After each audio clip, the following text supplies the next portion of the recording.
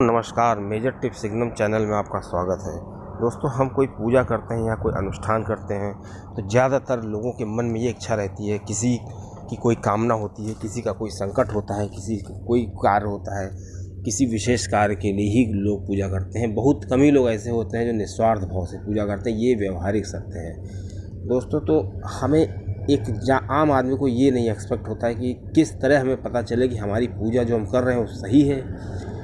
कौन सा ऐसा मीटर है कि जो ये बता दे कि हम पूजा सही कर रहे हैं, पूजा भगवान को मिल रही है, या हमें जो पूजा कर ले चुके हैं वो पर्याप्त है। दोस्तों, ये बहुत ही गूढ़ विषय है। तो अक्सर लोग क्या करते हैं कि लोग ब्राह्मणों से पूछते हैं, जो पूजा पाठ कराते हैं उनसे पूछते हैं, तो ज़्यादातर लोग भ्रमित भी हो सकते हैं। तो दोस्तों, मेरा प्रयास ये है कि आप अपनी पूजा को, अपने तपस्या को, अपने जो भगवत कार्य हैं उनका मेजरमेंट खुद करें, क्योंकि ईश्वर खुद एक संकेत देते हैं। उस ईश्वर बहुत से संकेत देते हैं कि आपकी पूजा सफल हो रही है और आप सही मार्ग पे चल रहे हैं। दोस्तों, उन संकेतों में हम आपको कुछ संकेत इस वीडियो में शेयर करेंगे। दोस्तों, आपको चैनल अच्छा लगे तो जरूर सब्सक्राइब करिएगा। दोस्तों, भगवान संकेतों के माध्यम से संकेत देते हैं कि वो प्रसन्न हैं कि नहीं प्रसन्न हैं, क्योंकि वो आपके सामने आकर तो संकेत दे नहीं सकते, ऐसा तो हो ही नहीं सकता।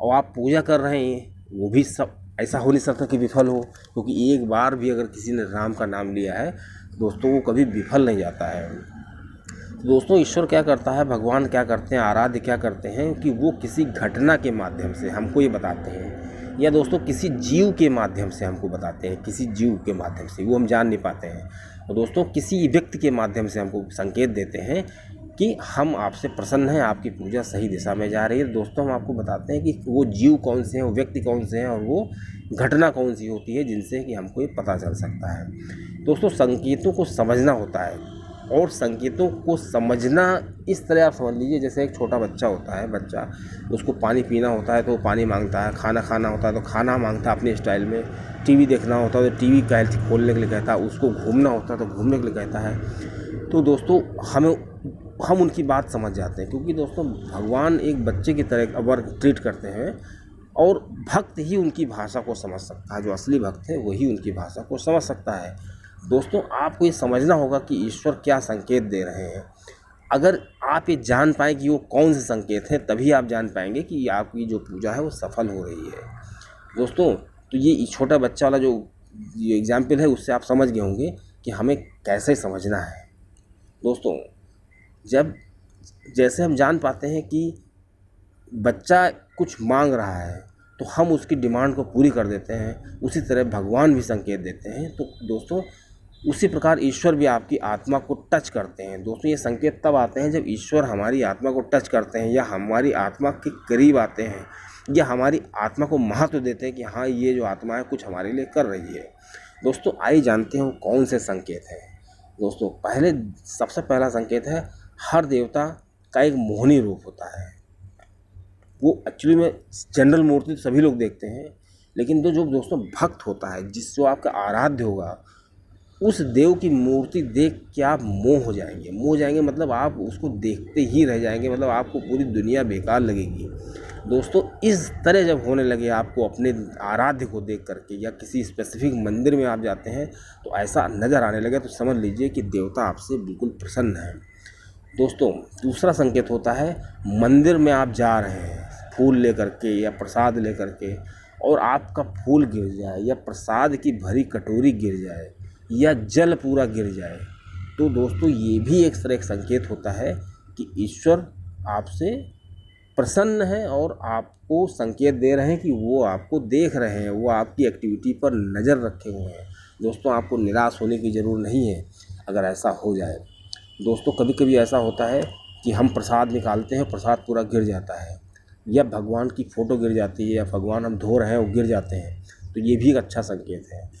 दोस्तों, तीसरा संकेत है, जब ब्रह्म मुहूर्त हो और कोई आपको अचानक जगा दे, कोई चिड़िया आके जगा दे, या कोई अनायास खटखटा दे, या आपको सपने में कोई जगा दे दोस्तों, या लाइट चली जाए, मतलब कुछ ऐसे संकेत हों जो आपको उठने के लिए मजबूर कर दें और फिर आपको नींद ना आए, और या दोस्तों आपको शंख की आवाज़ वास्तव में सुनाई दे, या सपने में सुनाई दे तो समझ लीजिए आपकी पूजा सफल हो रही है और आप सही दिशा में जा रहे हैं। दोस्तों अगला संकेत होता है कि जो भक्त लोग होते हैं उन पे अक्सर सवारी आती है। सवारी आने से आपके घबराने की ज़रूरत नहीं है दोस्तों। सवारी का मतलब है ईश्वर के जो दूत होते हैं वो आपके आसपास रहते हैं, एक आपके आसपास ऑरा बन जाता है।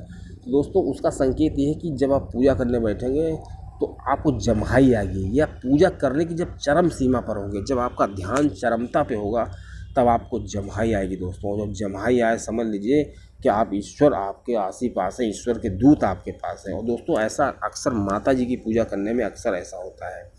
दोस्तों अगला संकेत है कि जब हम अपने आराध्य को देखते हैं तो हमको टकाटक देखने का मन करता है कि हम उनको देखते ही रहें और हमें उनमें बहुत नयापन लगता है और हमारे मन में विचार आते हैं कि हम इतनी जीवंत मूर्ति देख रहे हैं और लोगों क्यों नहीं देख पा रहे हैं इस चीज़ को, जबकि बहुत से भक्त वहाँ पे आते हैं। लेकिन वो दोस्तों सिर्फ भक्त को ही वो एहसास होगा कि वो उस मूर्ति को टकाटक देखता जाए और दोस्तों उस पर मोहित हो जाए।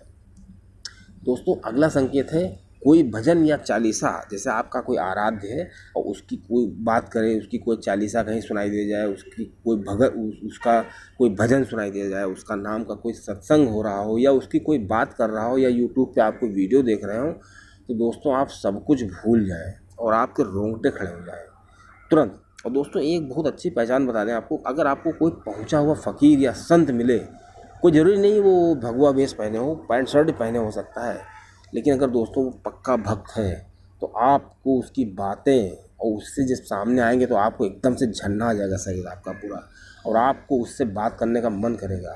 और दोस्तों अगर ऐसा होने लगे तो समझ लीजिए कि आपके आराध्य आपसे बिल्कुल प्रसन्न है। ऐसा हनुमान जी की सेवा में दोस्तों अक्सर होता है। दोस्तों एक बहुत अच्छा संकेत है जो प्रथम अवस्था में प्राप्त होता है, पूजा पाठ की जो प्रथम अवस्था है उसमें जनरल एक आदमी को प्राप्त होता है कि स्वप्न में आपको आरती दिखाई देगी, या दोस्तों लगेगा कि कोई घंटी बजा रहा है और घंटी आप वास्तव में बजा रहे हैं, या कोई दोहा गा रहा है और स्वप्न में आपको भगवान के दर्शन होंगे।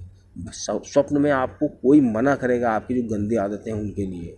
और दोस्तों मंदिर में कोई चीज़ आपको, मंदिर आपको रात में दिखाई दे जाए, मंदिर में कोई चीज़ दिखाई दे जाए तो आपको समझना चाहिए कि हमारा अच्छा संकेत है। दोस्तों पूजा घर में अगर खुशबू आती दिखाई दे तो समझ लीजिए ये भी अच्छा संकेत है।